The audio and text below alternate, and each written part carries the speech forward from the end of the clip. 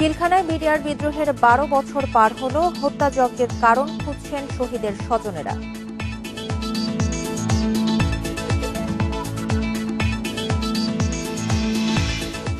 খসড়া মুক্তিযোদ্ধা তালিকা প্রকাশ আজ, চূড়ান্ত ২৬শে মার্চ। একসাথে হচ্ছে না রাজাকারের তালিকা।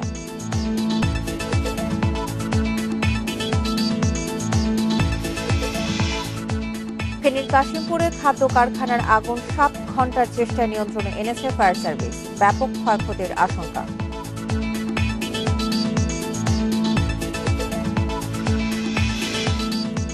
ঢাবির অধিভুক্ত ৭ কলেজে পরীক্ষা চলবে, শিক্ষার্থীদের আন্দোলনের মুখে সিদ্ধান্ত পরিবর্তন।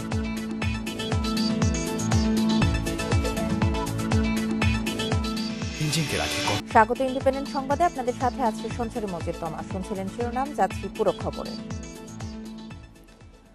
পিলখানায় বিডিআর বিদ্রোহের ১২ বছর হল। ইতিহাসের কলঙ্কময় এই ঘটনায় স্বজনহারাদের হৃদয়ের ক্ষত এখনো শুকায়নি। কেন এমন নির্মম হত্যাযজ্ঞ বা কারা এর নেপথ্যে? এই প্রশ্নের উত্তর এখনো খুঁজে বেড়াচ্ছেন শহীদ পরিবারের সদস্যরা। জাতিকে কলঙ্কমুক্ত করতে এই মামলার বিচার দ্রুত কার্যকরের দাবি তাদের। ২০০৯ সালের ২৫ ফেব্রুয়ারি সকালে কর্নেল আফতাবুল ইসলাম বুলবুলকে ফোন করে খোঁজ নিয়েছিলেন বড় ভাই আইনুল ইসলাম। এরপর সেই নম্বরে আর কখনো ফোন দিতে পারেননি তিনি। উল্টো ফোনে খবর আসে ভাইয়ের মৃত্যুর। পরিবার বলছে ৫ ভাইয়ের মধ্যে সবচেয়ে মেধাবী ছিলেন আফতাব। সে আর বেঁচে নেই। এখনো বিশ্বাস করতে কষ্ট হচ্ছে স্বজনদের। আফতাবের জন্য একটা চাওয়া যে ওর যে গ্রামের বাড়িটা, ওই এখানে একটা রাস্তার নাম আমরা চেয়েছিলাম যে কর্নেল আফতাবের নামে যেন রাস্তার নামকরণ করা হয়, কিন্তু আমরা অ্যাপ্লিকেশনও করেছি, এটার কোনো এখন পর্যন্ত আমরা এই ১২ বছরে এটা পাইনি। বিডিআর বিদ্রোহে শহীদ হন সুবেদার মেজর নুরুল ইসলাম। মৃত্যুর পর অসুস্থ হয়ে পড়েন তার স্ত্রী আয়েশা বেগম। গত বছর তিনিও মারা যান। পুরো পরিবারটি এখন ডুবছে অন্ধকারে। বাবা মারা যাওয়ার পরে মায়ে আমাদের সবচেয়ে বেশি আপন হয়ে গেছিল। ব্রেন স্ট্রোক করে পরে ১৪ দিন লাইফ সাপোর্টে থেকে মা মারা যায়। আসলে আমাদের এখন আর আপন ওইভাবে আর আপন কেউ নাই। শহীদ পরিবারের সদস্যরা বলছেন, প্রিয়জনকে এমন নির্মমভাবে কেন মারা হলো সেই প্রশ্নের উত্তর ১২ বছরেও পাননি তারা। ক্ষোভ প্রকাশ করেন বিচারের রায় কার্যকর না হওয়ায়। এটা আমাদেরকে অনেক কষ্ট দেয়। আমাদের কাছে মনে হয় যে যদি রায়টা কার্যকর হয়, অন্তত পক্ষে আমরা যারা শহীদ পরিবারের সন্তান বা আমরা যারা বাবাকে হারিয়েছি, আমাদের মনে একটু হলেও শান্তি হবে, বা আমরা যাদেরকে হারিয়েছি তাদের আত্মা শান্তি পাবে। ক্ষোভের বশত এটা হয়েছে, কিন্তু ক্ষোভের কারণটা আমরা কিন্তু এখন মধ্যে জানিনি। এটা আমাদের কাছে এখন অস্পষ্ট। তা আমার মনে হয় যে তখনই আমরা শান্তি পাবো যদি পুরো ঘটনাটা আমাদের সামনে স্পষ্ট হয়। ২০০৯ সালে পিলখানায় বিডিআর সদর দপ্তরে হত্যা করা হয় ৫৭ সেনা কর্মকর্তা সহ ৭৪ জনকে। Masudur Rahman, Independent news, Dhaka. পিলখানায় বিডিআর বিদ্রোহের ঘটনায় হত্যা মামলা এখন আপিল বিভাগে, কিন্তু বিস্ফোরক দ্রব্য আইনে করা মামলাটি এখনও বিচারিক আদালতের সাক্ষ্য গ্রহণ পর্যায়ে রয়ে গেছে। ১,২৬৪ জন সাক্ষীর মধ্যে সাক্ষ্য নেওয়া হয়েছে ১৮৫ জনের। এদিকে অ্যাটর্নি জেনারেল জানান, রাষ্ট্রপক্ষ হত্যা মামলার আপিল শুনানির সময় চেয়ে আবেদন করবে। রাজধানীর পিলখানায় ২০০৯ সালের ২৫ ফেব্রুয়ারি বিডিআর বিদ্রোহে হত্যা করা হয় ৭৪ জন সেনা কর্মকর্তাকে। ওই হত্যাকাণ্ডের ঘটনায় ২৮ ফেব্রুয়ারি লালবাগ থানায় হত্যা ও বিস্ফোরক দ্রব্য আইনে মামলা করা হয়। পরে মামলা স্থানান্তর হয় নিউ মার্কেট থানায়। বিচারিক আদালত ২০১৩ সালের ৫ই নভেম্বর হত্যা মামলার রায় ঘোষণা করে। রায় ১৫২ জনকে মৃত্যুদণ্ড, ১৬০ জনকে যাবজ্জীবন ও ২৫৬ জনকে বিভিন্ন মেয়াদে কারাদণ্ড দেওয়া হয়। ডেথ রেফারেন্স ও আপিল শুনানি শেষে ১৩৯ জনের মৃত্যুদণ্ড বহাল রাখে হাইকোর্ট। যাবজ্জীবন কারাদণ্ড বহাল থাকে ১৪৬ জনের। ২৫৬ জনের বেশিরভাগের বিভিন্ন মেয়াদের সাজাও বহাল থাকে। হাইকোর্টের রায়ের বিরুদ্ধে রাষ্ট্র ও আসামিপক্ষ এখন পর্যন্ত ৬৯টি আপিল করেছে। এসব শুনানির অপেক্ষায়। আইনের আলোকে যে বিচারটি হবে সুপ্রিম কোর্টে, সেখানে অবশ্যই আসামিরা ন্যায় বিচার পাবেন, এবং অধিকাংশ আসামি আমি বিশ্বাস করি তারা ন্যায় বিচার প্রাপ্ত হয়ে তারা খালাস পাবে। আশা করছি যে স্বাভাবিকভাবে এটা হয়তো বছরের শেষের দিকে আসতে পারে, তারপরে আমরা এটা তার আগেই আমরা যাব, আমরা আদালতের কাছে এটা শুনানির জন্য একটা তারিখ চাবো। আশা করছি আমরা আপিলগুলো আমরা গ্রহণ করে চূড়ান্ত আপিলে এগুলো হাইকোর্টের আদেশে বাতিল করে ট্রায়াল কোর্টটা পুনর্বহাল করা হবে। তবে বিস্ফোরক দ্রব্য আইনে করা মামলার বিচার কাজ এগোচ্ছে না বলে জানান 203 আসামির পক্ষে 48টি মামলার আপিল দায়ের করা আইনজীবী মোহাম্মদ আমিনুল ইসলাম। সেই মামলাটায় 1264 জন সাক্ষীর মধ্যে এই পর্যন্ত মাত্র 185 জন সাক্ষ্য হয়েছে এবং এখন যে গতিতে এই মামলাটি চলমান আছে সেইভাবে যদি সাক্ষ্য প্রমাণ নিতে থাকে তাহলে আরো 10 বছর লাগবে। ট্রায়াল কোর্টের ব্যাপারে আমি কিছু করতে পারি না, ওইখানে আলাদা লয়ার আছে, আলাদা করেন। আমাকে যদি সরকার নির্দেশনা দেয় সেই ক্ষেত্রে আমি ট্রায়াল কোর্টের মামলা যেতে পারি, কিন্তু আমি এইভাবে ট্রায়াল কোর্টের মামলা আমি যাই না, আমি যাইও না। পিলখানা হত্যা মামলা হাইকোর্ট রায় দেয় 2017 সালের নভেম্বরে। পূর্ণাঙ্গ রায় প্রকাশিত হয় 2020 সালের 8 জানুয়ারি। সার্টিফাইড কপি পাওয়া যায় 13 ডিসেম্বর। আর বিদ্রোহের বিচার হয়েছে বাহিনীর নিজস্ব আইনে গঠিত আদালত সমূহে। Shahadat Swapan, Independent news, Dhaka. 26শে মার্চ স্বাধীনতার সুবর্ণ জয়ন্তীতে মুক্তিযোদ্ধাদের পূর্ণাঙ্গ ও চূড়ান্ত তালিকা প্রকাশ করা হবে বলে জানিয়েছেন মুক্তিযুদ্ধ বিষয়ক মন্ত্রী আ.ক.ম মোজাম্মেল হক। আজ দেয়া হবে খসড়া তালিকা। এদিকে সহসা নতুন আইন পাশ না হওয়ায় মার্চে প্রকাশ করা যাচ্ছে না রাজাকারদের তালিকা। মন্ত্রীর আশা, স্বাধীনতার সুবর্ণ জয়ন্তীতে ডিসেম্বরের মধ্যেই হবে এই তালিকা। স্বাধীনতার পর গত 49 বছরে 6 বার মুক্তিযোদ্ধাদের তালিকা সংযোজন বিয়োজন হয়েছে। মুক্তিযোদ্ধার বয়স ও মানদণ্ড পাল্টেছে 11 বার। গত 2 জুন নতুন করে 1256 জনকে বীর মুক্তিযোদ্ধার স্বীকৃতি দিয়ে গেজেট প্রকাশ করে সরকার। তাদের নিয়ে স্বীকৃতি পাওয়া বীর মুক্তিযোদ্ধার সংখ্যা দাঁড়িয়েছে 2,03,056 জন। তবে যাচাই বাছাই প্রক্রিয়া অব্যাহত থাকায় এটাকে প্রকৃত সংখ্যা বলা যাচ্ছে না। একজনের নাম একাধিক দলিলে থাকায় প্রকৃতপক্ষে ওই সংখ্যা 1,70,000-এর বেশি হবে না বলেই মনে করেন মুক্তিযুদ্ধ বিষয়ক মন্ত্রী। সব মিলিয়ে সংখ্যা 1,80,000-এর উপরে যাবে না বলে ধারণা মন্ত্রীর। খসড়া তালিকা প্রকাশ করব 25শে ফেব্রুয়ারি এবং 1 মাস সময় দেওয়া হবে, 3 সপ্তাহ, যাদের কোনো ভুল ত্রুটি নামের মধ্যে থেকে থাকে সংশোধন করার জন্য আমরা ওয়েবসাইটে প্রকাশ করব। আমরা 26শে মার্চ ইনশাআল্লাহ প্রকাশ করে দেব। 26শে মার্চের মধ্যেই হয়তো এই মুক্তিযোদ্ধাদের তালিকা প্রকাশ করব এবং সেটা কিন্তু একসঙ্গে সব করব তা নয়, এটা কিন্তু পর্যায়ক্রমে এই তালিকা প্রকাশ করা হবে। মুক্তিযুদ্ধের বিরোধিতাকারীদের তালিকা প্রকাশের বিধান যুক্ত করে জাতীয় মুক্তিযোদ্ধা কাউন্সিল আইন নামে একটি নতুন আইন করা হচ্ছে। তবে বর্তমানে সংসদের কোনো অধিবেশন না থাকায় আইন পাশ করতে সময় লাগবে, তাই মার্চে প্রকাশ করা যাচ্ছে না রাজাকারদের তালিকা। রাজাকারটা এই সংসদে সেই আইনটা পাশ হয়নি সময়ের অভাবে। আইন পাশ হলে আমরা মনে হয় 15-20 দিনের মধ্যে, 1 মাসের মধ্যে তারা সেটা প্রচার করে দিতে পারবে। এবছর ডিসেম্বরের আগেই হবে ইনশাআল্লাহ। ইতিমধ্যে 6টা জেলার তালিকা আমাদের প্রস্তুত হয়ে গেছে। এখন এটাকে আমরা পাঠিয়ে দেব বিভিন্ন উপজেলায়, আমাদের যারা কমান্ডার আছেন এবং ওখানে যারা তারাই এটাকে মূলত যাচাই বাছাই করে আমাদের কাছে পাঠাবেন। যারা মিথ্যা তথ্য দিয়ে মুক্তিযোদ্ধার সনদ নিয়ে রাষ্ট্রীয় সুযোগ সুবিধা নিয়েছে তাদের বিরুদ্ধেও ব্যবস্থা নেওয়ার বিধান থাকছে প্রস্তাবিত এই আইনে। সুলতানা জাহান মিতু, ইন্ডিপেন্ডেন্ট নিউজ, ঢাকা। ফেনীর কাশিমপুরে ভয়াবহ আগুনে পড়ে গেছে স্টারলাইন ফুড প্রোডাক্টসের কারখানা। এতে ব্যাপক ক্ষয়ক্ষতির আশঙ্কা করা হচ্ছে। বুধবার রাত 12টার দিকে ফেনী নোয়াখালী আঞ্চলিক মহাসড়কের কাশিমপুরে স্টারলাইন ফুড প্রোডাক্টস লিমিটেডের কার্টুন ফ্যাক্টরি থেকে আগুনের সূত্রপাত হয়। পরে সেমাই, নুডলস, বিস্কুট ও মিষ্টির কারখানায় আগুন ছড়িয়ে পড়ে। খবর পেয়ে দ্রুত ফায়ার সার্ভিসের ফেনীর 4টি ইউনিট এবং নোয়াখালী ও কুমিল্লা থেকে আরও 5টি সহ মোট 9টি ইউনিট ঘটনাস্থলে গিয়ে আগুন নেভানোর কাজ শুরু করে। দীর্ঘ 7 ঘণ্টার চেষ্টায় আগুন নিয়ন্ত্রণে আসে। আগুনে কেউ হতাহত হয়নি, তবে 30 কোটি টাকার ক্ষয়ক্ষতি হয়েছে বলে দাবি করছে কারখানা কর্তৃপক্ষ। কার্টন ফ্যাক্টরি থেকে আশেপাশে পাশে যে আমাদের আরেকটা বিল্ডিং আছে ওটা থেকে আসলো বাংলাদেশে লুডু সেকশন, ওখান থেকে আপনার ছড়াই গেছে মিষ্টি সেকশনে। সিলেসার আমরা বারে আসি সিকিউরিটিও বলছি, এবারে বলি ওস্তাদকল আসছিল গায়ে, এটা আসলে 14-15টা, সবগুলো নিয়ে বার করে বাইরে রাখছি, আরো কিছু ভিতরে ঢুকাই দিছি। আগুনের ভয়াবহতা উপলব্ধি করে আমি ফেনীর 5টা স্টেশনকে একসাথে আগুনের উদ্দেশ্যে রওনা দেওয়ার জন্য নির্দেশ করি। এরপরে এখানে আসার পরে যখন আগুনের লেলিহান শিখা মূল ফ্যাক্টরির দিকে যখন চলে যাচ্ছিল, ট্রান্সমিশন হচ্ছিল আগুন, তৎক্ষণাৎ আমি নোয়াখালীর কোম্পানিগঞ্জ এবং চৌমনি, এরপর হচ্ছে কুমিল্লার 14 গ্রাম স্টেশন সহ আগুনে আসার জন্য আমি অনুরোধ করি। এ বিষয়ে আরো জানাতে এবার ফেনী থেকে যোগ দিচ্ছেন আমাদের সহকর্মী সমীর উদ্দিন। সমীর, কিভাবে আগুনের সূত্রপাত জানতে পেরেছেন কিনা এবং ক্ষয়ক্ষতির বিষয়ে ফায়ার সার্ভিস কি বলছে?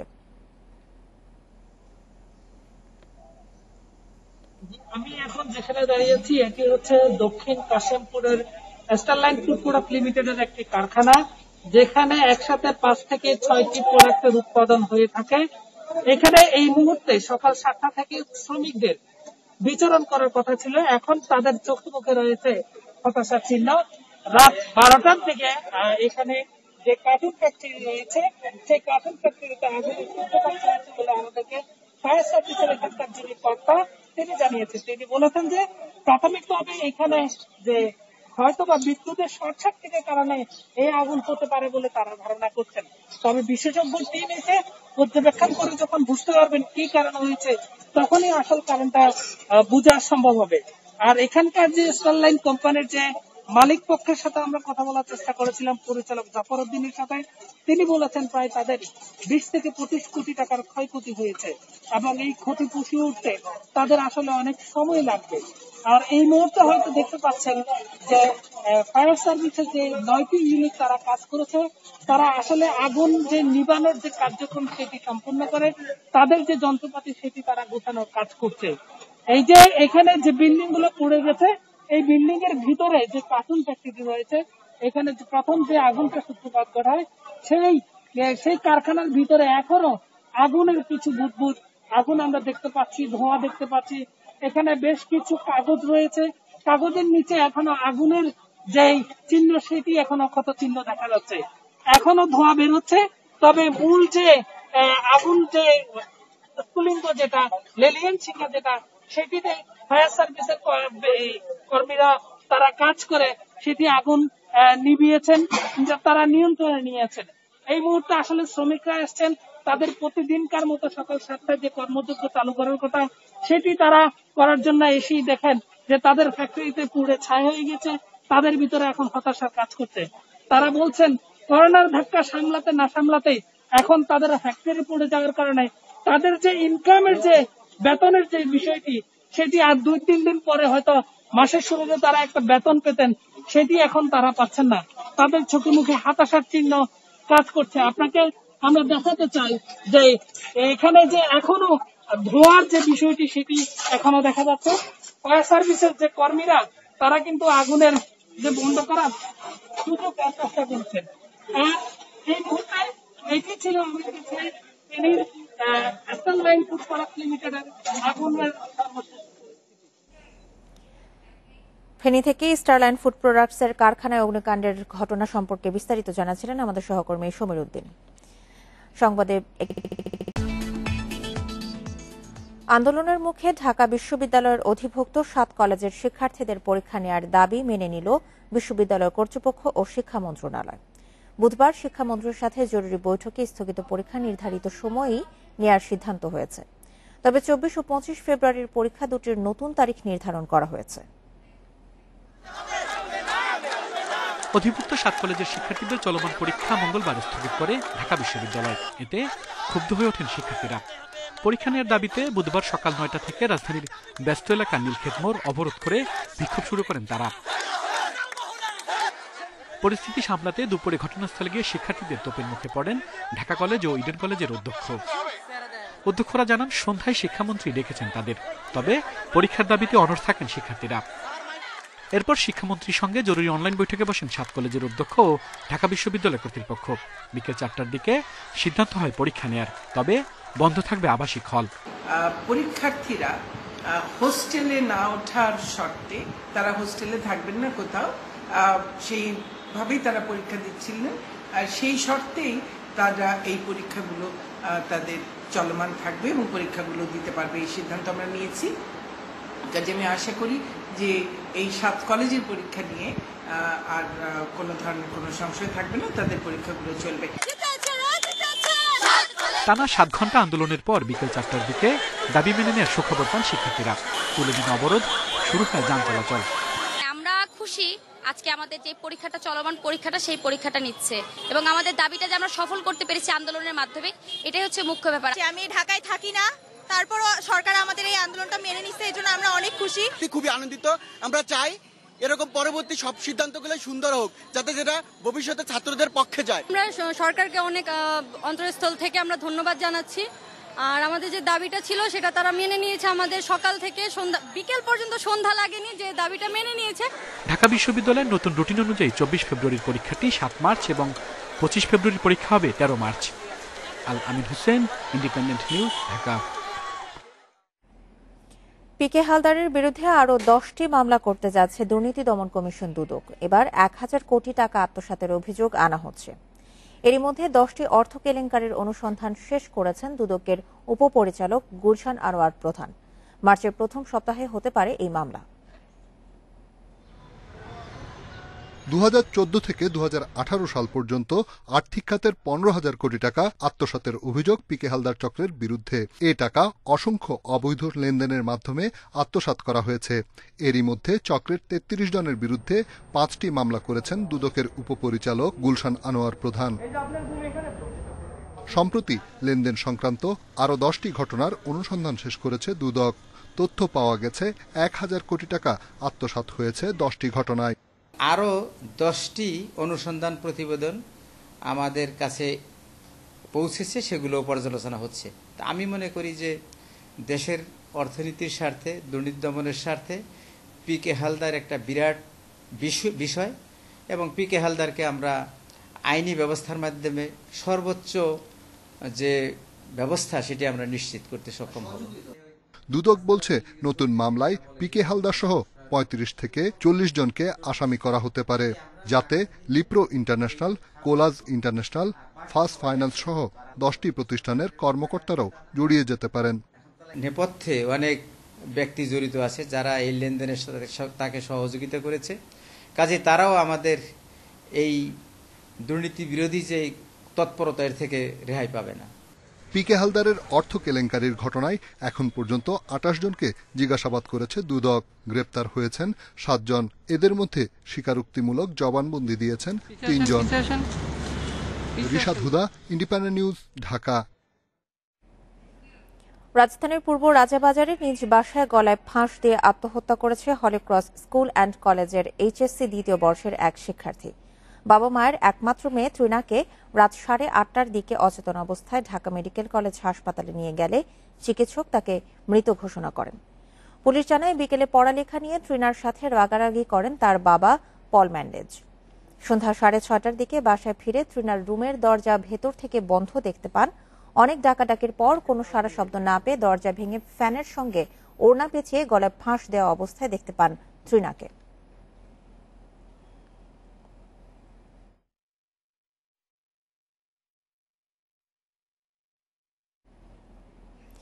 রাজধানীর বাড্ডায় মাদকাসক্ত এক ভাইকে গলায় গামছা পেঁচিয়ে শ্বাসরোধে হত্যার অভিযোগ উঠেছে অপর 2 ভাইয়ের বিরুদ্ধে। বুধবার বিকেলে দক্ষিণ বাড্ডার মায়াকুঞ্জের চৌধুরী বাড়িতে এই ঘটনা ঘটে। ওই বাড়ি থেকে সৈয়দ আব্দুল আলা নামের এক ব্যক্তির লাশ উদ্ধার করে পুলিশ। ঘটনাস্থল থেকে পুলিশ মোহাম্মদ আলী ও সৈয়দ মুসা মনি নামে 2 ভাইকে গ্রেপ্তার করেছে। পুলিশ জানায় রাজধানীর বাড্ডায় মাদকের টাকা না পেয়ে সৈয়দ আব্দুল আলা তাঁর বাবা সৈয়দ আব্দুল সালামকে লাঠি দিয়ে আঘাত করেন। এতে ক্ষিপ্ত হয়ে অপর 2 ভাই আব্দুল আলাকে গলায় গামছা পেঁচিয়ে হত্যা করেন।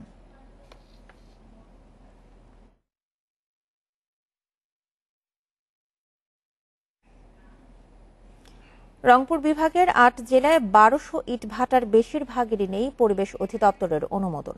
এসবের অনেকগুলোই গড়ে উঠেছে আবাদি জমিতে। কালো ধোঁয়ায় নষ্ট হচ্ছে আশেপাশের জমির ফসল ও বনাঞ্চল। স্বাস্থ্য ঝুঁকিতে আছেন স্থানীয় বাসিন্দারা। অভিযোগ আছে বিষয়টি জানার পরও নির্বিকার স্থানীয় প্রশাসন। ইটভাটা প্রস্তুত ও নিয়ন্ত্রণ আইন 2013-তে উল্লেখ আছে আবাসিক ও সংরক্ষিত এলাকার আশেপাশে ইটভাটা করা যাবে না, কিন্তু রংপুর বিভাগের বেশিরভাগ জায়গায় তা মানা হচ্ছে না। পরিবেশ অধিদপ্তর বলছে বিভাগের 8 জেলায় ইটভাটা রয়েছে 1200টি, যার অর্ধেকের বেশি গড়ে উঠেছে প্রয়োজনীয় ছাড়পত্র ছাড়া। কৃষি জমি, আবাসিক এলাকা, এমনকি শিক্ষা প্রতিষ্ঠানের পাশেও গড়ে উঠেছে এসব ইটভাটা। যাতে একদিকে হুমকিতে জনস্বাস্থ্য আর অন্যদিকে নষ্ট হচ্ছে জমির ফসল। সমস্যা শুধু বাসা বাড়িতে নয়, মনে করেন যে জমির উপরে যে আমাদের যে কৃষি কাজ আমরা করি, আবাসবাদ করি, এগুলো সবচেয়ে প্রধানত বেশি ক্ষতি হয়। ঘোড়ার ময়লা আইসে বাড়িতে আইসে আমার বাড়ি ঘর দুয়ার এই যে কালিতে ভর্তি হয়েছে। জমির জন্য কোনো জিনিস আবার সুবিধা হয় না। যখন গাড়ি ঘোড়া যায় তখন এখানে ধুলা হয়, আমরা নিজের মোটর দিয়ে আমরা পানি দিই দিনে 2-3 বার 4 বার করে। আবাদি জমিতে ইটভাটা তৈরি নিয়ে বরং উল্টো কথা বললেন এক মালিক। কেউ যদি প্রমাণ দিতে পারে যে এই ভাটার জন্য আমার ক্ষতি হয়েছে, কি এটা এখানে প্রচুর আবাদ হয়, এখানে তো যা আছে ভাটার সাথে জমি আছে, ওই পাশে ভাটার সাথে জমি আছে, ওখানে যে ধান হয় এই ধান গাচ্ছে। তবে এসব অবৈধ ইটভাটা উচ্ছেদের নিয়মিত অভিযান চলছে বলে দাবি পরিবেশ অধিদপ্তরের। ব্যবস্থা নেওয়ার কথা জানাচ্ছেন জেলা প্রশাসকও। এই আইন ভঙ্গ করে যেসব ব্যক্তি, যেসব উদ্যোক্তা ইটভাটা স্থাপন করে পূর্বক পরিচালনা করছেন রংপুর বিভাগে, তাদের বিরুদ্ধে অভিযান পরিচালনা হচ্ছে। এই মাসেই পরিবেশ অধিদপ্তরে ঢাকা থেকে লোকজন আমাদের নীলফামারীতে আসবে, এসে ড্রাইভ দেবেন, আমরা জেলা প্রশাসন সার্বিক সহযোগিতা। মারাত্মক পরিবেশ বিপর্যয়ের আগে জনবহুল এলাকার ইটভাটাগুলো বন্ধের দাবি স্থানীয়দের। Independent News desk. এ বিষয়ে আরো জানাতে রংপুর থেকে যোগ দিচ্ছেন আমাদের সহকর্মী নজরুল ইসলাম। নজরুল, এই বিপুল সংখ্যক যে ইটভাটা রয়েছে এগুলো পরিবেশ অধিদপ্তরের অনুমোদন ছাড়া এতদিন কিভাবে চলছে? মূলত আসলে যে 10 থেকে 12টা নিয়ম লাগে যে ইটভাটা করতে, এটি আসলে একটারও কাগজ নেই। আমরা একটু আগেই কিন্তু আমি পরিবেশ অধিদপ্তরের যিনি আবুল কালাম আজাদ, তার সঙ্গে কথা হয়েছে। তিনি যেমনটি জানিয়েছেন যে রংপুর বিভাগে প্রায় 1200 ইটভাটা রয়েছে, এর মধ্যে 570টি ইটভাটার ছাড়পত্র নেই। আমি যদি একটু দেখাই যে আমার পিছিয়ে যে ইটভাটাটি রয়েছে, এই ইটভাটা কিন্তু আপনি নিশ্চয়ই দেখতে পাচ্ছেন যে জমি যেখানে আবাদ হচ্ছে তার উপরেই কিন্তু ইটভাটাটি রয়েছে এবং এর 200 গজ দূরেই বসতবাড়ি রয়েছে। বসতবাড়ি যারা লোকজন রয়েছেন তারা কিন্তু আমাদের কাছে বারবার অভিযোগ করেছেন যে ইটভাটার যে ধুলোবালি এবং কালি যেটি আসলে তারা দূষণ করে, এটি আসলে তার বাসা বাড়িতে পড়ে যায়। সব মিলে কিন্তু রংপুরের যে 1200 ইটভাটা রয়েছে এর মধ্যে যে 600 ইটভাটার তাদের পরিবেশ সার্টিফিকেট নেই, এটি কিন্তু অভিযান অব্যাহত রেখেছে পরিবেশ অধিদপ্তরের পক্ষ থেকে। তারপরেও নামমাত্র কয়েকটি অভিযান করার পরে আস্তে আস্তে অভিযানগুলো বন্ধ হয়ে যায়, এটি আসলে বলা হচ্ছে। তবে এলাকাবাসীর যেটি অভিযোগ রয়েছে যে প্রভাবশালী কিছু মহল তারা ইটভাটা দিয়েই এই যারা পরিচালনা করছেন তারা কিন্তু প্রভাবশালী, তাদের কারণে তাদেরকে কিছু বলতে পারে না।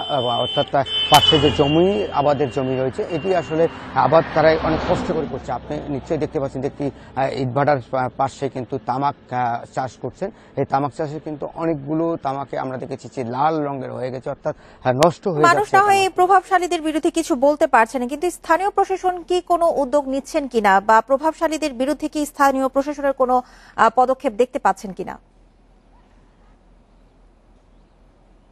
দেখুন, আসলে স্থানীয় লোক যারা রয়েছেন তারা কিন্তু আইন সংস্থা বাহিনীর কাছে তারা বারবার অভিযোগও করেছেন। আমাদের কাছে এরকম অভিযোগের কাগজও রয়েছে। তারা অভিযোগ করার পরে কিন্তু প্রশাসনের পক্ষ থেকে নামে মাত্র কয়েকদিন অভিযান পরিচালনা করার পরে অনেক ইটভাটা বন্ধ করে দেওয়া হয়, অনেক ইটভাটা জরিমানা করা হয়। আমরা দেখেছি যে প্রায় কাগজও রয়েছে। তারা অভিযোগ করার পরে কিন্তু প্রশাসনের পক্ষ থেকে নামে মাত্র কয়েকদিন অভিযান পরিচালনা করার পরে অনেক ইটভাটা বন্ধ করে দেওয়া হয়, অনেক ইটভাটা জরিমানা করা হয়। আমরা দেখেছি যে প্রায় 15 থেকে 20 লক্ষ টাকা জরিমানা করা হয়েছে রংপুর বিভাগের বিভিন্ন ইটভাটাতে। তারপরেও কিন্তু আস্তে আস্তে ওই ইটভাটাগুলো আবার পরিচালনা করে এবং চালু হয়ে যায়, অর্থাৎ পোড়ানোর কাজ চলে। এটি আসলে করা হচ্ছে। আরেকটা বিষয় যে ইটভাটা যে পোড়ানো হয় যে সব মাটি দিয়ে, এই মাটিগুলো কিন্তু বিভিন্ন জায়গা থেকে তারা পুকুর খনন করে সেখান থেকে মাটিগুলো নিয়ে এসে কিন্তু ইটভাটার কার্যক্রম চালায়। এই মাটিগুলো আনার পরে যে জায়গা থেকে মাটিগুলো উত্তোলন করা হয়, এই পুকুরগুলো কিন্তু আরো বড় ধরনের হয় এবং জমি ভাঙনের সৃষ্টি হয় অনেক সময়, সেখানে কিন্তু আবাদ সুবাদ হয় না। এটি আসলে বলা হচ্ছে এই অর্থাৎ যারা স্থানীয় রয়েছেন, যারা ইটভাটার কাছে এবং কিছু নিকটতম যারা লোকজন তারা কিন্তু এইসব অভিযোগ করেই যাচ্ছেন বরাবর। রংপুর থেকে আবাদি জমিতে ইটভাটা গড়ে ওঠার বিষয়ে জানাছিলেন আমাদের সহকর্মী নজরুল ইসলাম। করোনা টিকার অগ্রাধিকার তালিকায় অন্তর্ভুক্ত হলেন শিক্ষকরা। সরকারি বেসরকারি শিক্ষা প্রতিষ্ঠানে কর্মরত 10 লাখ ব্যক্তিকে টিকা দিতে চায় স্বাস্থ্য বিভাগ। বুধবার থেকে সুরক্ষা ওয়েবসাইটে শুরু হয়েছে শিক্ষকদের নিবন্ধন। এদিকে দেশে এই পর্যন্ত টিকা নিয়েছেন 26,73,038 জন। নিবন্ধন ছাড়িয়েছে 39 লাখ। বিভিন্ন বিশ্ববিদ্যালয় ও হল খুলে দেওয়ার দাবিতে আন্দোলনে শিক্ষার্থীরা, কিন্তু সরকার ঈদের আগে বিশ্ববিদ্যালয় না খোলার সিদ্ধান্ত নিয়েছে। এরই মধ্যে বিশ্ববিদ্যালয় শিক্ষক সহ সব শিক্ষকদের টিকা নিশ্চিত করতে চায় সরকার। দেশে এ পর্যন্ত টিকা নিয়েছেন 26,73,000 মানুষ। 40-এর বেশি বয়স ও 20 ক্যাটাগরির অগ্রাধিকার তালিকায় এসব টিকা দেওয়া হয়েছে।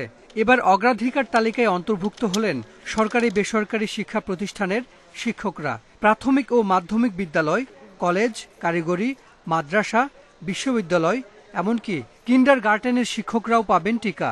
বিশ্ববিদ্যালয়, স্কুল, কলেজ যখন খুলে দেওয়া হবে তখন পাঠদান করবার জন্য কিন্তু শিক্ষকদেরকে প্রতিনিয়ত ব্যস্ত থাকতে হবে। তাদের সুরক্ষার বিষয়টি বিবেচনা করেই মূলত এই তালিকাতে তাদেরকে অন্তর্ভুক্ত করা। এর পাশাপাশি কিন্তু তাদের পারিবারিক সুরক্ষার বিষয়টিও কিন্তু এখানে এসে যাবে। তার কারণ হলো যে তারা সুরক্ষিত থাকলে পরিবার সুরক্ষিত থাকবেন। সরকারি শিক্ষা প্রতিষ্ঠানের শিক্ষকদের তালিকা জমা হয়েছে স্বাস্থ্য অধিদপ্তরে। স্বায়ত্তশাসিত শিক্ষা প্রতিষ্ঠানও দিচ্ছে তালিকা। যেসব শিক্ষকদের বয়স 40-এর কম তাদেরকে তালিকা দিতে হবে শিক্ষা অফিসের মাধ্যমে। যাদের 40-এর নিচে বয়স তাদের জন্য এই চ্যালেঞ্জটা। কাজে শিক্ষা অফিসের মাধ্যমে এন্ডোর্স হয়ে এমআইএস আসলে এমআইএস এই এনআইডি গুলো, নাম এবং এনআইডি গুলো তালিকাভুক্ত করে আইসিটিতে দিলে এগুলো রেজিস্ট্রেশন, তারা তখন নিজ নিজ জায়গা থেকে ব্যক্তিগতভাবে আবার প্রত্যেককেই রেজিস্ট্রেশন করতে হবে। টিকা পাবেন বিশ্ববিদ্যালয় শিক্ষার্থীরাও। এছাড়া কূটনীতিক, বিদেশি নাগরিক ও বিমানের কেবিন ক্রুরাও অল্প সময়ের মধ্যেই টিকার আওতায় আসবেন। Hasan Misbah, independent news, Dhaka. বিমান বাংলাদেশ এয়ারলাইন্সের বহরে যোগ হলো নতুন উড়োজাহাজ আকাশতরী। বুধবার সন্ধ্যায় হযরত শাহজালাল আন্তর্জাতিক বিমানবন্দরে এসে পৌঁছায় উড়োজাহাজটি। এ সময় বিমান প্রতিমন্ত্রী মাহবুব আলী জানান, আধুনিক এই উড়োজাহাজের মাধ্যমে অভ্যন্তরীণ ও স্বল্প দূরত্বের আন্তর্জাতিক রুটে যাত্রীদের উন্নত মানের সেবা দেওয়া সম্ভব হবে।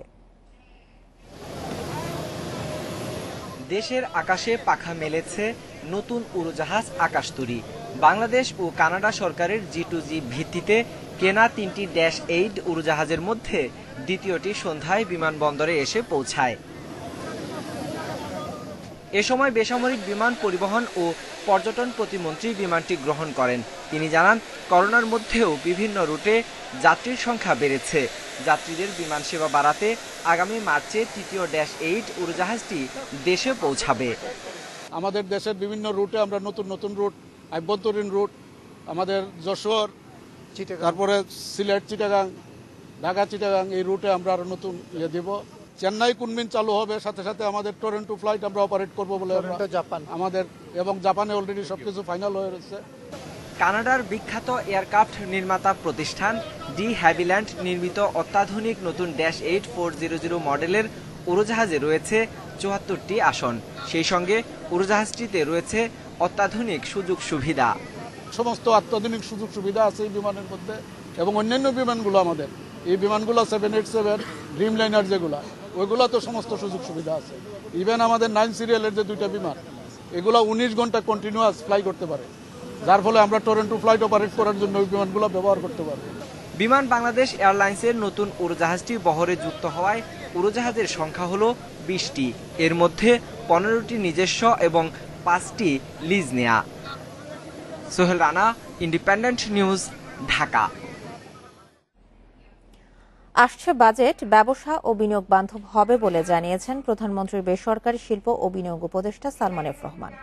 বুধবার এক ওয়েবিনারে একথা জানান তিনি। ব্যবসার পরিবেশ উন্নয়নে করণীয় ঠিক করে তা সরকারকে জানাতে ব্যবসায়ীদের প্রতি আহ্বান জানান সালমান এফ রহমান। বাংলাদেশে কয়েক বছর ধরে গড়ে $300 কোটি করে বিদেশি বিনিয়োগ বা এফডিআই আসছে, যা দক্ষিণ এশিয়ার অন্য দেশগুলোর তুলনায় অনেক কম। বিশ্বব্যাংকের ব্যবসা সহজীকরণ সূচকেও বাংলাদেশের অবস্থান 168তম। এই অবস্থার উত্তরণ ও করোনা পরবর্তী সময়ে বিদেশি বিনিয়োগ আকর্ষণের সমস্যা ও সম্ভাবনা নিয়ে ভার্চুয়াল আলোচনার আয়োজন করে ফরেন ইনভেস্টর চেম্বার। এতে অংশ নিয়ে ব্যবসায়ী ও অর্থনীতিবিদেরা বিদেশি বিনিয়োগ আকর্ষণে সব বিশেষায়িত সংস্থাকে এক ছাদের নিচে আনার দাবি জানান। বিদেশি বিনিয়োগকারীরা বেজা, বিডা, হাইটেক পার্ক, বেবজা এরকম বিভিন্ন সংস্থায় যাওয়ার চেয়ে এক জায়গা থেকে সব সেবা পেতে চায়। এ বিষয়ে সরকারের উদ্যোগ নেওয়া দরকার। setup. বিদেশি বিনিয়োগকারীদের সেবার জন্য বিভিন্ন সরকারি সংস্থায় যেতে হচ্ছে। সব সেবা এক জায়গায় আসতে হবে। এ সময় সালমান এফ রহমান বলেন, ব্যবসা পরিচালনার ক্ষেত্রে কর ব্যবস্থা ছাড়া অন্য সব ক্ষেত্রে জটিলতা অনেক কমেছে। কর ব্যবস্থা সহনশীল করতে এর আওতা বাড়ানোর কথাও জানান তিনি। আগামী অর্থবছরে হবে বিনিয়োগ বান্ধব বাজেট। বিদেশি বিনিয়োগের বাধা দূর করতে আমরা কাজ করছি এবং তা অব্যাহত থাকবে। সামনের দিনের সম্ভাবনা এবং করণীয় নির্ধারণে ব্যবসায়ীদের সরকারের সাথে সমন্বিতভাবে কাজ করতে হবে। সালমান এফ রহমান আরও জানান, দেশে থাকা সব বৈধ বিদেশি করোনার টিকা পাবেন। করোনার টিকা পেতে তাদেরকে বিনিয়োগ উন্নয়ন কর্তৃপক্ষের মাধ্যমে আবেদন করার আহ্বান জানান তিনি। Just write to BIDA and tell them that you are interested in Shariful Islam, independent news, Dhaka. চট্টগ্রামের পতেঙ্গায় 25 একর জায়গায় দখলদার উচ্ছেদ নিয়ে মুখোমুখি অবস্থানে এলাকাবাসী ও বন্দর কর্তৃপক্ষ। প্রায় 50 বছর ধরে ওই এলাকায় বসবাসকারী 2300 পরিবারের দাবি তাদের পুনর্বাসন। এদিকে বন্দরের জায়গা দখলমুক্ত করতে কঠোর ব্যবস্থা নেয়ার কথা জানিয়েছেন নৌ প্রতিমন্ত্রী। 1972 সালে পতেঙ্গায় বিমানবন্দর ও বিমান ঘাঁটি সম্প্রসারণের সময় ক্ষতিপূরণ দিয়ে ভূমি অধিগ্রহণ করে তৎকালীন সরকার। সে সময় ভূমিহীনদের লালদিয়াচরে অস্থায়ীভাবে থাকতেও দেওয়া হয়, যদিও জমিটি চট্টগ্রাম বন্দরের নামে লিপিবদ্ধ। বন্দর সম্প্রসারণের জন্য 2005 সালে প্রায় 500 পরিবারকে উচ্ছেদ করা হলে হয় মামলা। সম্প্রতি আদালতের নির্দেশে 25 একর জায়গা দখলমুক্ত করার অনুমতি পায় বন্দর কর্তৃপক্ষ। উচ্ছেদের ঘোষণায় কয়েকদিন ধরেই বিক্ষোভ করছে এলাকাবাসী। সরকারি জায়গা তাহি রাখুন কিছু নাই, আর এখন কি করি, এখন সরকার তুলে দেওয়া তো জঙ্গলে কি করবি, আমরা কি করে খাইব? যাওয়ার মতো আর কোনো জায়গা হয় নাই, টাকার মতো কোনো জায়গা হয় না, আমাদের রাস্তায় টাকা ছাড়া আর কোনো উপায় নাই। সরকারি জায়গায় নিয়ে যাক, এটা বড় কথা না। আমাদের একটা দাবি হচ্ছে, আমরা অসহায়, আমাদের এখন থাকার মতো কোনো স্থান নাই, কোনো কিছু নাই, আমরা কোথায় যাব এখন? উচ্ছেদ হওয়াদের মধ্যে কেউ গৃহহীন থাকলে তাদের পুনর্বাসন করবে সরকার। তবে বন্দরের জায়গা দখল করে যারা ফায়দা নেওয়ার চেষ্টা করছেন তাদের বিরুদ্ধে ব্যবস্থা নেওয়ার কথা জানিয়েছেন নৌ প্রতিমন্ত্রী। কেউ যদি কোনো ধরনের ঠিকানা না থাকে, মাননীয় প্রধানমন্ত্রী বলেছেন যে তাদেরকে ঠিকানা দিবেন, কিন্তু অবৈধভাবে যারা দখল করে থাকবে তাদেরকে আমরা উচ্ছেদ করব। এবং শুধু তাই নয়, আপনার হচ্ছে যারা এতদিন যাবত এগুলো দখল করে রেখে ফায়দা লুটেছে তাদেরও তালিকা আমরা তৈরি করছি। বন্দর কর্তৃপক্ষ জানিয়েছে, লালদিয়াচরে বসবাসকারী প্রায় 14,000 মানুষের বেশিরভাগই ভাড়াটিয়া, যাদের কাছে ঘর ভাড়া দিয়ে সুবিধা নিচ্ছেন একটি চক্র। অনুপম শীল, ইন্ডিপেন্ডেন্ট নিউজ, চট্টগ্রাম। বগুড়ার ধুনটে হঠাৎ করেই ধসে গেছে যমুনার তীর রক্ষা বাঁধের প্রায় 30 মিটার অংশ। স্থানীয়রা বলছেন, বর্ষার আগে মেরামত না করলে ভেসে যাবে অন্তত 3টি গ্রাম। তবে পাওবোর দাবি, ভাঙন রোধে নেওয়া হয়েছে অস্থায়ী ব্যবস্থা, অর্থ বরাদ্দ ছাড়া স্থায়ী ব্যবস্থা সম্ভব নয়।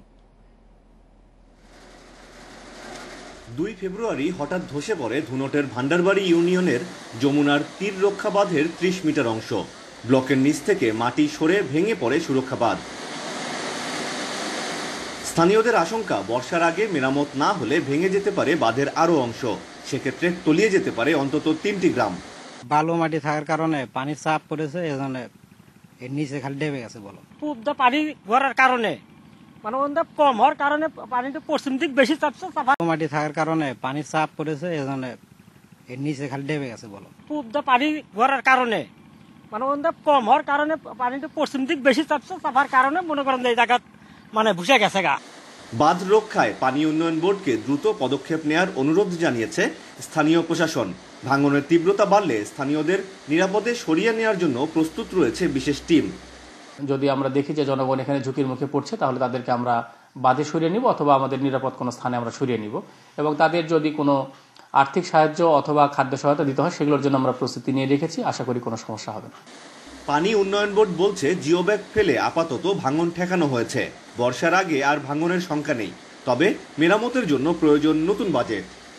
পরীক্ষা নিরীক্ষা করা হচ্ছে যে অসময়ে ভাঙনের কারণটা কি। কারিগরি কমিটি খুব দ্রুত সাইট ভিজিট করে তারা সুপারিশ দিলে সেই মোতাবেক আমরা প্রকল্প প্রস্তুত করে বোর্ড এবং মন্ত্রণালয়ের মাধ্যমে আমরা প্ল্যানিং কমিশনে প্রেরণ করে এটা অনুমোদনের জন্য চেষ্টা করব। বাঁধে ভাঙন দেখা দেওয়ার জন্য চর থেকে অবৈধ বালু তোলাকে দায়ী করছেন স্থানীয় অনেকেই। আমিরুল লতিফ, ইন্ডিপেন্ডেন্ট নিউজ, বগুড়া। পাবনার চাটমোহরে সংযোগ সড়ক ছাড়াই নির্মাণ হয়েছে একাধিক সেতু। অকার্যকর এসব সেতুর সঙ্গে বাঁশের সাঁকো বেঁধে পারাপার হতে হয় মানুষকে। এতে সুবিধার পরিবর্তে উল্টো দুর্ভোগ বেড়েছে এলাকাবাসীর। অপ্রয়োজনীয় সেতু নির্মাণের অভিযোগ খতিয়ে দেখার আশ্বাস দিয়েছে প্রশাসন।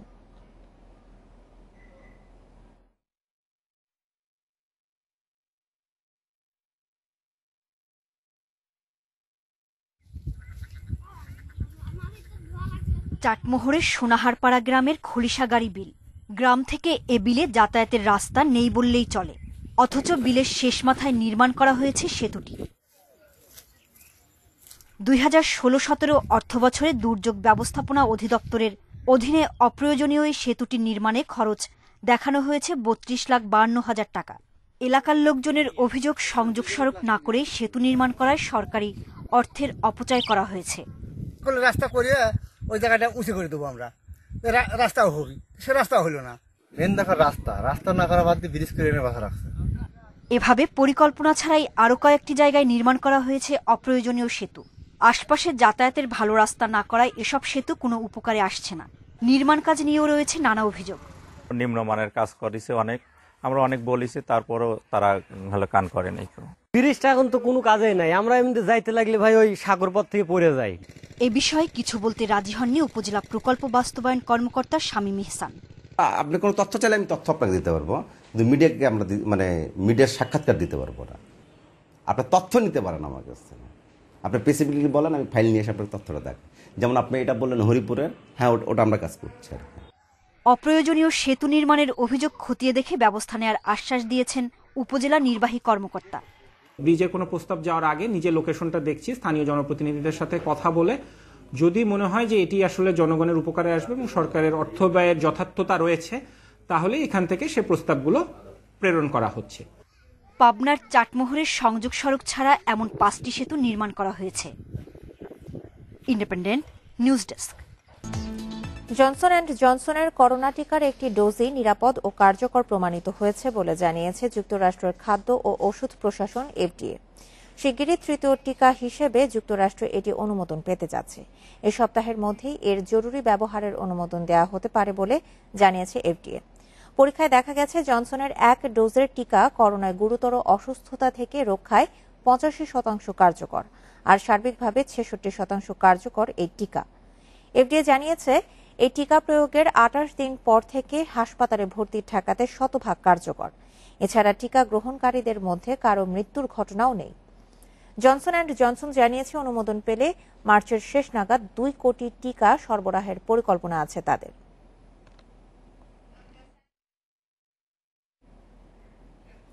শুরু হয়েছে বিশ্ব স্বাস্থ্য সংস্থার কোভ্যাক্স কর্মসূচির টিকা সরবরাহ। বিশ্বের প্রথম দেশ হিসেবে ঘানায় পৌঁছেছে টিকার প্রথম চালান।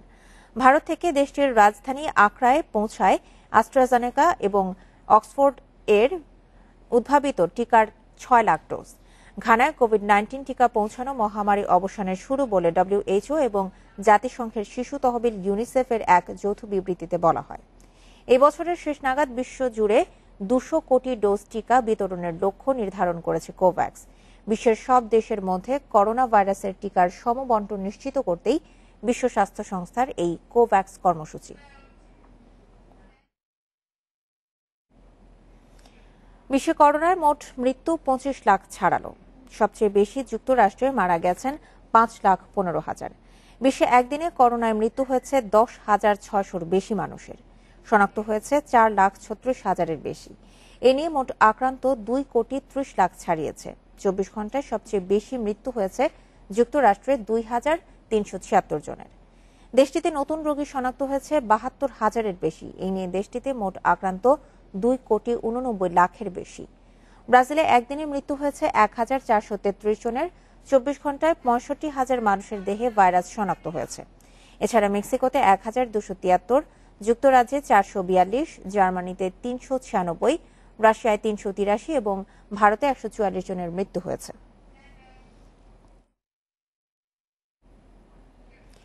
3 ওয়ানডে ও টি-20 সিরিজ খেলতে নিউজিল্যান্ডের জাতীয় ক্রিকেট দল ক্রাইস্টচার্চে 7 দিন কোয়ারেন্টিনে থাকবে টাইগাররা। করোনাকালে অতিথি দল হিসেবে কোভিড প্রোটোকল সামলানোর চ্যালেঞ্জ তামিম রিয়াদদের সামনে। কোয়ারেন্টিন পর্বে 7 দিন হোটেলবন্দি হয়ে থাকতে হবে ক্রিকেটারদের। এরপর কুইন্সল্যান্ডে 5 দিনের অনুশীলন ক্যাম্প, সেখানে দলের সাথে যোগ দেবেন স্পিন পরামর্শক ড্যানিয়েল ভেট্টোরি। 20 মার্চ ডানেডিনে প্রথম ওয়ানডে আর হ্যামিল্টনে টি-20 সিরিজ শুরু হবে 28 মার্চ। সংবাদ শেষ করার আগে শিরোনামগুলো জানিয়ে দিচ্ছি আরেকবার। পিলখানায় বিডিআর বিদ্রোহের 12 বছর পার হল, হত্যাযজ্ঞের কারণ খুঁজছেন শহীদের স্বজনেরা।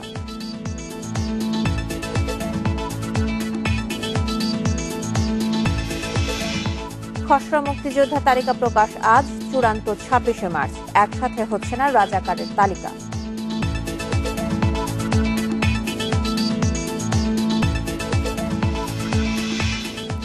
ফেনীর কাশিমপুরে খাদ্য কারখানার আগুন 7 ঘণ্টার চেষ্টায় নিয়ন্ত্রণে এনেছে ফায়ার সার্ভিস।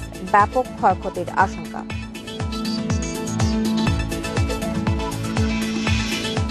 ঢাবির অধিভুক্ত 7 কলেজে পরীক্ষা চলবে, শিক্ষার্থীদের আন্দোলনের মুখে সিদ্ধান্ত পরিবর্তন।